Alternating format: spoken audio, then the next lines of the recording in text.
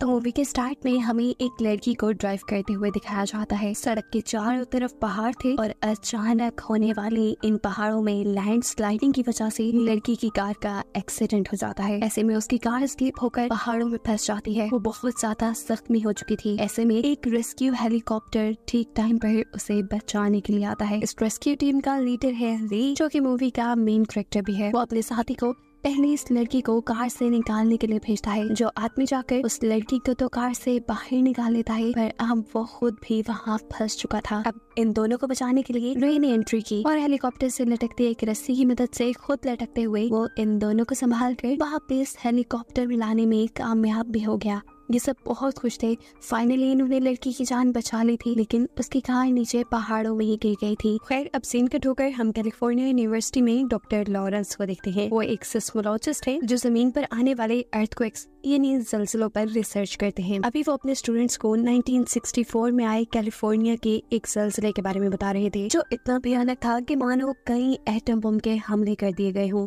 इसकी तबाही के असरात कई साल तक कैलिफोर्निया ने देखे। लॉरेंस बताते हैं कि ऐसा खतरनाक सिलसिला 150 साल में एक मर्तबा जरूर आता है। वो बताते हैं कि कैलिफोर्निया की सेंट एंड्रयूज की फोर्ट लाइन बिल्कुल जमीन की टेक्टोनिक प्लेट्स के ऊपर है, यानी कि अर्थक्वेक का खतरा इस जगह पर सबसे ज्यादा है। थोड़ी देर बाद हमें दिखाया जाता है कि जब डॉक्टर लॉरेंस अपने ऑफिस में थे, तब उनके एक कलीग उनके पास आते हैं और उन्हें बताते हैं कि अभी एक ज़लज़ला आया है। ये लोग फौरन अपना काम छोड़कर उस ज़लज़ले की शिद्दत को नापने के लिए चले जाते हैं। ये दोनों जाते हैं एक बहुत बड़े डैम के ऊपर, जहाँ से इन्हें इस अर्थक्वेक की शिद्दत को नापना था। और जब ये लोग ये काम कर रहे थे, एकदम से इनकी मीटर के ऊपर वेव्स चेंज हो जाती हैं। वेव्स का इतनी तेजी से बढ़ जाना खतरे से खाली नहीं था। इससे पहले कि लोग कुछ सोचते या करते, यहाँ एक बहुत ही भयानक ज़लज़ला आ जाता है। असल में वेव्स का बढ़ना ज़लज़ला आने की एक निशानी थी। सभी लोग अपनी जान बचाने के लिए वहाँ से भागते हैं। डॉक्टर लॉरेंस के कलीग भी अपनी जान बचाने के लिए यहाँ से भाग रहे होते हैं कि उन्हें तभी वहाँ डैम में फंसी हुई एक बच्ची नजर आ जाती है, जिसकी जान बचाते हुए वो जैसे ही आगे बढ़ते हैं तो एक और बड़ा ज़लज़ले का झटका उन्हें वहीं रोक देता है। वो उस बच्ची को बचाने के लिए डॉक्टर लॉरेंस की तरफ गिरा देते हैं और तभी आने वाला एक और भयानक झटका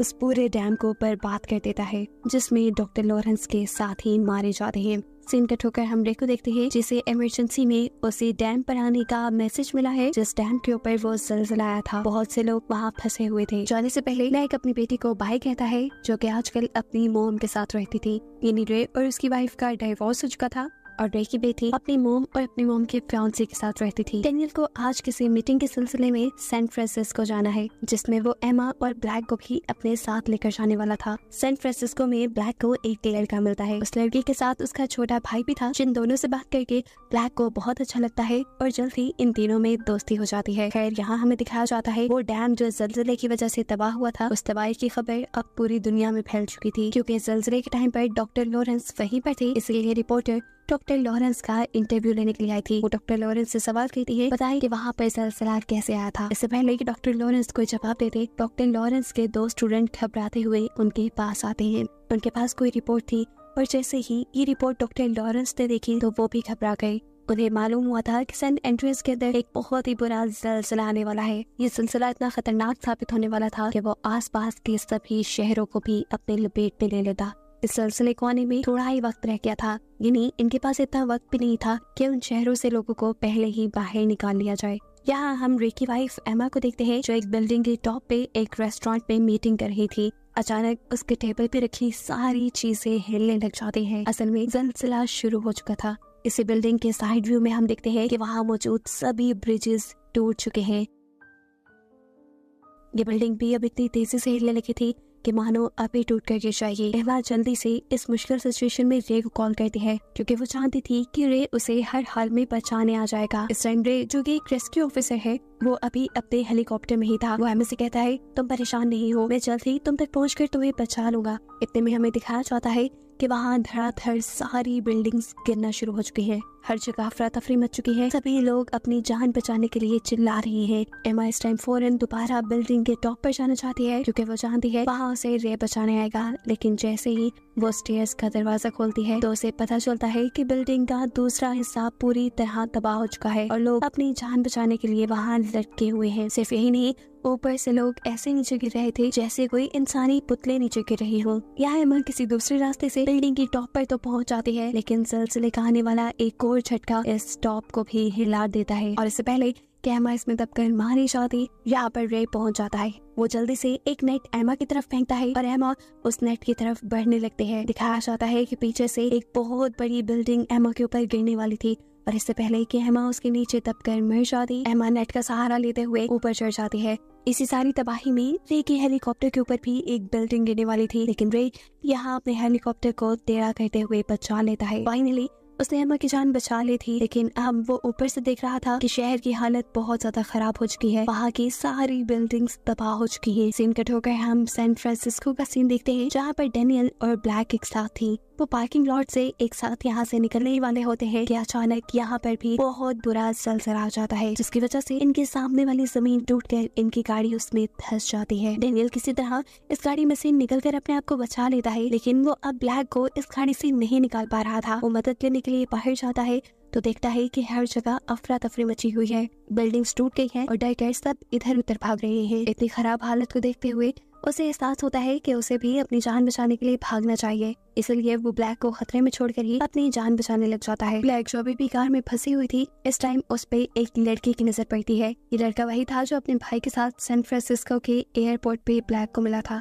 वो भी ब्लैक को पहचान लेता है और यहाँ उसकी मदद करते हुए गाड़ी को एक डंडे के जरिए इस गड्ढे से ऊपर की तरफ निकालते हुए ब्लैक की जान बचा लेता है। अब ये तीनों मिलकर भी जब इस बिल्डिंग से बाहर निकलते हैं तो शहर की तबाही देखकर इनके भी होश उड़ चुके थे। भागते हुए मुश्किल से ब्लैक एक ऐसी जगह पहुंचती है जहां उसे एक फोन मिल जाता है। यहाँ से वो अपने डैड को कॉल करती है और कहती है, प्लीज डैड मुझे बचा ली, शहर की हालत बहुत खराब हो गई है। जवाब में कहता है, घबराओ नहीं, तुम ऐसा करो कि किसी ऊंची जगह पे चले जाओ, मैं जल्दी तुम्हें बचाने आ रहा हूँ। फौरन ही रे अब सैन फ्रांसिस्को के लिए निकल जाता है, जबकि सैन फ्रांसिस्को में हम देखते हैं कि ज़लज़ले के झटके अब रुक चुके थे। सभी लोग सेफ जगह की तलाश में थे, लेकिन यहाँ डॉक्टर लॉरेंस के जरिए हमें मालूम होता है कि सैन फ्रांसिस्को में ज़लज़ले के झटके सिर्फ कुछ ही देर के लिए रुके थे। असल में वहाँ अब इससे भी भयानक ज़लज़ला आने वाला था। अभी उनका ये कहना ही था कि सीन एक और मरतबा सैन फ्रांसिस्को में शिफ्ट हो जाता है, जहाँ वही बुरा और भयानक ज़लज़ला आ चुका है।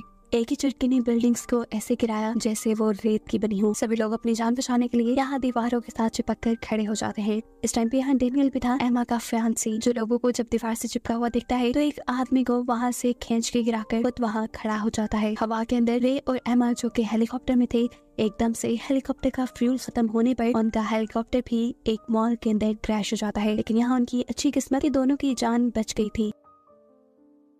ये लोग अभी आधे रास्ते में थे। इन्हें अपने बेटे की जान बचाने के लिए किसी तरह सैन फ्रांसिस्को जाना था, इसीलिए ये लोग एक कार चुराते हैं और आगे बढ़ जाते हैं। थोड़ी ही दूर जाने पे एकदम से रे को कार रोकनी पड़ी, क्योंकि आगे एक गड्ढा था। उतरकर जब इन्होंने चेक किया तो वो गड्ढा कई 100 मीटर जमीन के अंदर गहरा था। अगर इनकी गाड़ी उसके अंदर चली जाती तो ये कभी ना बच पाते। इस रास्ते से तो अब ये लोग सैन फ्रांसिस्को जा नहीं सकते थे, तो अब ये लोग कोई दूसरा रास्ता सोचने लग जाते हैं। तभी एक बूढ़ा कपल कार में इनके पास आता है, इनसे इनकी मुश्किल पूछता है तो रे बताता है कि हमें हर हाल में सैन फ्रांसिस्को पहुंचना है। मालूम होता है कि बूढ़ा आदमी एक पायलट था और उसके पास अपना प्राइवेट प्लेन भी था, जिसे वो रे को दे देता है ताकि वो लोगों की जान बचा सके। रे इस प्लेन में बैठकर अब सैन फ्रांसिस्को के लिए निकल जाता है। फाइनली ये लोग सैन फ्रांसिस्को तो पहुंच जाते हैं, लेकिन रे देखता है कि एयरपोर्ट पे प्लेन को रेंट करने की कोई जगह ही नहीं रही, इसलिए वो एमा को लेकर चलते प्लेन से नीचे की तरफ कूद जाता है। नीचे स्टेडियम था। अब वो यहीं से अपनी बेटी को कांटेक्ट करता है और कहता है, ब्लैक तुम्हें स्टेडियम की तरफ आना होगा। लेकिन ब्लैक स्टेडियम की तरफ नहीं आ सकती थी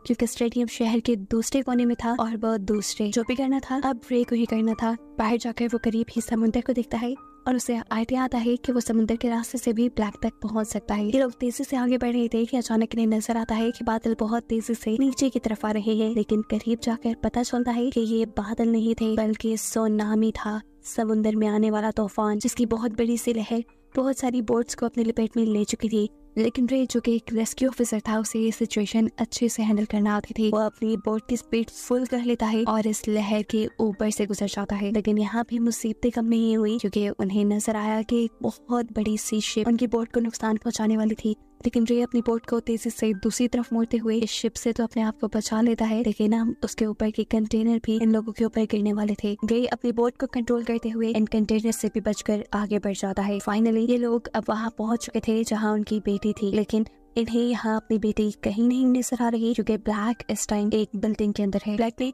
अपने मॉम डैड को देख लिया था, वो इन्हें आवाज देती है, लेकिन खिड़की पे लगे हुए कांच की वजह से आवाज उन तक पहुंच नहीं पाती। ऐसे में ये लोग वापस जाने लगे, लेकिन तभी एमा ने नोटिस किया कि उसके हाथ पे ग्रीन लेजर लाइट आ रही है। ये लोग पीछे मुड़कर देखते हैं तो फाइनली ये लोग ब्लैक को देख चुके थे। इससे पहले कि ये लोग आगे बढ़कर ब्लैक को बचा लेते, समुद्र में आया हुआ बुरा तूफान जो इस शहर को पहले से ही लपेट में ले चुका था, उसकी एक और लहर इस बिल्डिंग को तबाह कर देती है और ऐसे जिस फ्लोर के अंदर ब्लैक थी वो पूरा का पूरा फ्लोर पानी के अंदर डूब जाता है। ये देखते हुए रे फौरन पानी में जंप करके अपनी बेटी को बचाने के लिए निकल जाता है। ब्लैक का साथी भी एक स्टिक की मदद से ये कैबिन तोड़ने की कोशिश कर रहा था, लेकिन शीशा बहुत ही मजबूत था, उसके लिए करना नामुमकिन हो रहा था। और तब एमा उसे देखते हुए उसे साइड पे होने का इशारा करती है, क्योंकि अब वो अपनी बोट के जरिए तेजी से उस शीशे को तोड़ देती है। यहाँ हम देखते हैं कि रे भी अपनी बेटी को बचा चुका था। वो भी अपनी बेटी को पानी से बाहर इस बोट के ऊपर ले आता है, लेकिन ब्लैक इस टाइम बेहोश थी। रे उसे होश में लाने की कोशिश कर रहा था, जबकि एमा अपनी बोट के जरिए यहाँ से निकलने की कोशिश में थी, क्योंकि तूफान धड़ाधड़ बिल्डिंग्स को तोड़ रहा था। अब एमा जिस रास्ते से बोट को निकालने लगी थी उसके ऊपर वाली पूरी बिल्डिंग भी टूटने ही वाली थी। इससे पहले कि बिल्डिंग टूटती,